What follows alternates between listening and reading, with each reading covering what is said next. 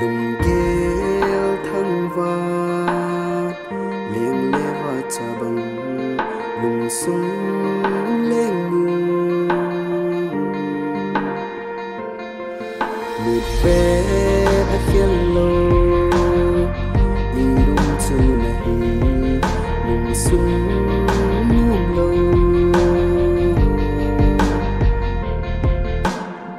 biết bé đã đến lần lùng xịt là cuối cùng mà lâu lâu đi biết bé đã khiến lâu anh đừng ngã lùng xịt thua lần lâu đi ở chỉ sai này chẳng nhẹ trong tim tu xin bằng ngã thì trong lùng xịt long lâu ta sân nát đẻ đã sôi phát chỉ xa tu sương in này chẳng lùng ngã lăng xiêm na xuân tay na lùng tu na làm pi ghép phá lâu hin a siêu min lùng tu nang ding do tia ka na gen la na xuân tay na lùng tu na làm pi ta xin lên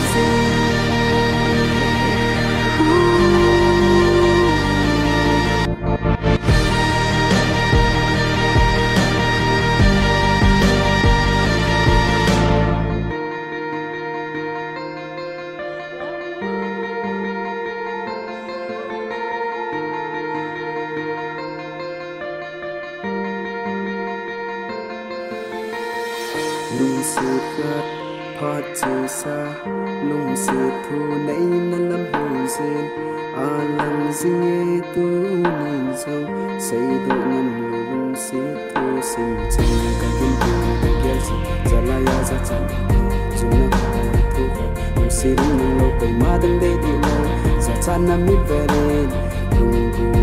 xây gì xây độ ngầm lâu bình cả kim cương cả kia gì giờ lại ra chân nằm để dùng năm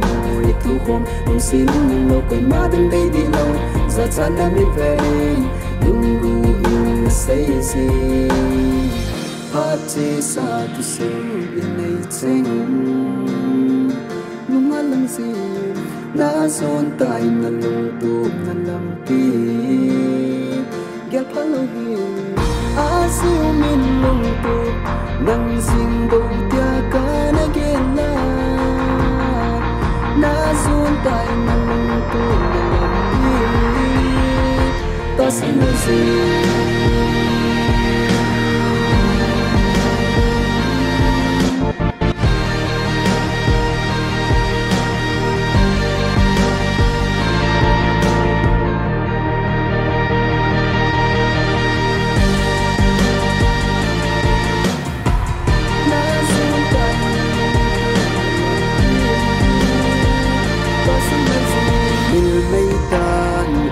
sa chân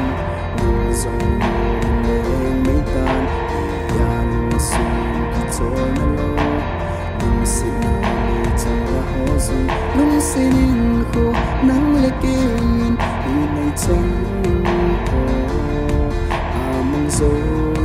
tu ni chỉ dấu ta phát chỉ xa tu sung này chẳng lăng xiêm na xuân tay na lung tu na làm pi